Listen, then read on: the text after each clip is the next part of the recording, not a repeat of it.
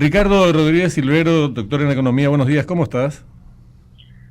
Buenos días a todos ustedes, a la audiencia también. Bueno, muchas gracias por atendernos. ¿Cuál es tu interpretación, Ricardo, sobre este tema de la emisión de bonos nuevamente por $1.000 millones? ¿Es un problema? ¿Es administrable?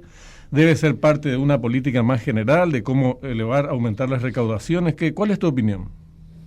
Debe ser parte de políticas públicas que estén concebidas hacia el desarrollo sostenible. Eso significa consolidar el equilibrio macroeconómico, instalar justicia social y poner orden en el caos medioambiental. Eso es desarrollo sostenible. Los bonos soberanos son solamente un instrumento para obtener financiación rápida. La gente que los convoca a nivel internacional está muy contenta porque Paraguay está dando los primeros pasos en esa dirección. Son pasos que pueden agilizar la obtención de recursos, pero el importe que se ha colocado es excesivamente alto para la capacidad de gestión de este país, que no consigue ejecutar ni siquiera presupuestos mucho más inferiores que eso. Aparte de eso, estamos pasando por un momento sumamente difícil en las autoridades del sector público, que se pasan saqueando el país literalmente con actos ilegales, así como con visos de legalidad para auto-otorgarse remuneraciones siderales en un país tan pobre como el nuestro, como si se tratase de Suiza o de Dinamarca. Y por otro lado, hay que saber que no es la forma más barata de conseguir créditos. Es la forma probablemente más rápida, pero no la más barata. Los créditos blandos del Banco Interamericano de Desarrollo, que sigue siendo el banco que más ayuda al país en términos de plazos de gracia, es decir, años enteros en los que no hay que pagar ni capital ni intereses, en términos de tasas de interés son las más bajas. Nosotros nos estamos endeudando con el Banco Interamericano de Desarrollo solamente al 3,5% anual. Ahora estamos lanzando un grito de alegría al cielo porque hemos conseguido bonos soberanos por 6,1%. Sí. Para lo que se suele cobrar en bonos soberanos es una tasa de interés atractiva para nuestro país, pero resulta que si no hay políticas públicas que respalden la emisión de esos bonos pueden terminar siendo utilizados para pagar el déficit fiscal de meses pasados, para pagar los gastos corrientes que están entrando en déficit en los próximos meses.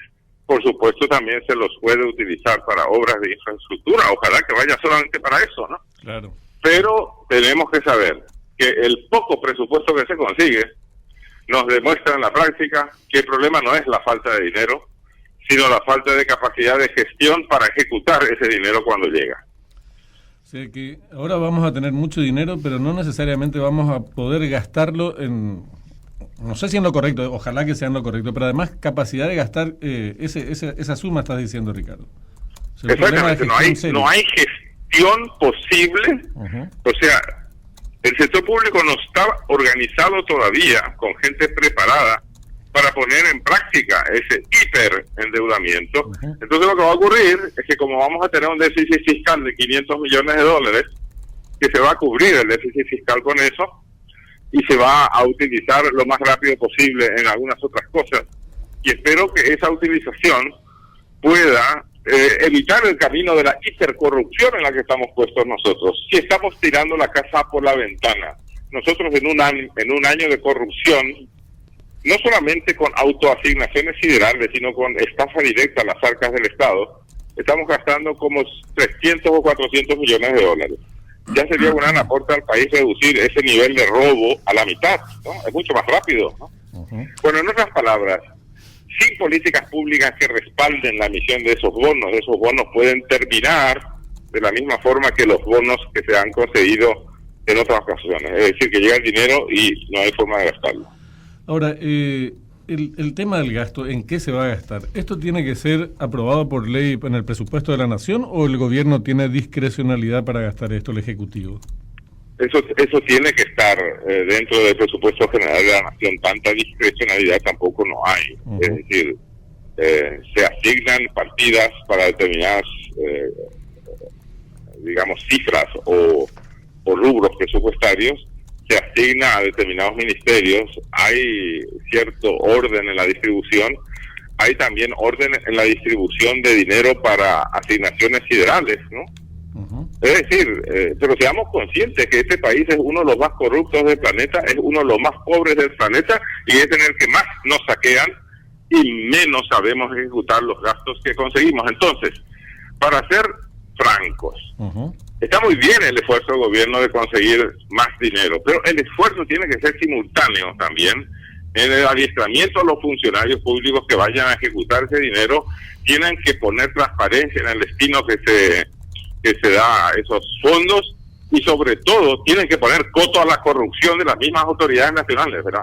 Todo eso hay que decirlo simultáneamente, de lo contrario, hacemos una fiesta por haber obtenido bonos, pero no hacemos ninguna por evitar que esos bonos sean saqueados por las mismas autoridades posteriormente. Claro.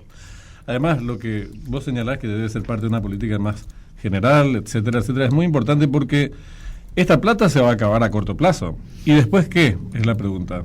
¿Vamos a seguir con la política de gestar realizar nuevos esfuerzos para conseguir más dinero por esta vía, o sea, aumentar el techo de la deuda? ¿O también tiene que haber otra política, te decía al comienzo, para elevar las recaudaciones, impuestos, si es el impuesto a la exportación de la soja o lo que fuere, otros mecanismos, mayores ingresos de Itaipú, de Yacyretá? Alguna política tiene que haber, porque esto es un préstamo que alguna vez va a haber que devolver, entre paréntesis. Se acaba, las necesidades van a continuar. Es muy fácil. Lo que es difícil es adiestrar a funcionarios para que apliquen debidamente ese dinero que se consigue. Uh-huh. No nos olvidemos de un detalle importantísimo. Si obtenemos crédito de instituciones multilaterales como el BID, el Banco Mundial, o de sistemas como el de las Naciones Unidas o el de la Unión Europea, que son gente que sabe trabajar con donaciones y con créditos blandos otorgados a países pobres como el nuestro, ellos se encargan del seguimiento permanente a esos créditos, antes, durante y después. O sea, no hay forma de destinar esos créditos a otras cosas. Si nosotros rápidamente nos hiperendeudamos con $1.000 millones, allí no hay ninguna clase de control posible, porque los acreedores están simplemente interesados en recuperar ese dinero y en cobrar anualmente las tasas de interés. Uh-huh. ¿Cuánto hay que devolver por un crédito de $1.000 millones en 30 años? ¿Cuál es el monto que se devuelve entre capital e intereses, Ricardo? Y eso es totalmente convenible, se puede acordar. Ahora lo único que sabemos es que se va a pagar 6,1% anual, no es una tasa alta. Uh-huh. Hay que ver qué dice el contrato acerca de cómo se irá pagando eso durante los 30 años. Yo digo que para una sociedad moderna, bien organizada y que combate con tolerancia cero a la corrupción, es una buena suma de dinero y es una buena oportunidad de conseguir rápidamente. Pero en nuestro país, sin políticas públicas que ayuden a aterrizar ese dinero y sin entidades que se encarguen de controlar la ejecución de ese dinero, y puede fácilmente terminar con los corruptos de siempre. Entiendo. Por último, que era una de las consultas iniciales, el monto que hoy representa la deuda externa para nuestro país, ¿estamos ya en un nivel de relativa preocupación? ¿Es todavía administrable? Ricardo, ¿cómo ves eso? Es administrable porque nuestro nivel de endeudamiento externo es muy bajo. Uh-huh. Es decir, tenemos realmente margen de maniobra a favor en todo lo que sea endeudamiento externo. Por eso mismo que hay que poner énfasis en que ese endeudamiento se realice solamente con nuestra capacidad de absorción, que es muy baja. En el sentido que tenemos dinero, pues después no sabemos qué hacer con él, ¿verdad? Claro. Y que sean a plazos y en tasas de interés acostumbrados a este país. Es decir, estamos acostumbrados a créditos blandos del BID. ¿Por qué meternos ahora rápidamente a pagar el doble de lo que se está pagando? Uh-huh. Es verdad. Bueno, muy amable como siempre. Gracias, Ricardo. Ha sido un gusto. Igualmente, Ricardo Rodríguez Silvero, economista.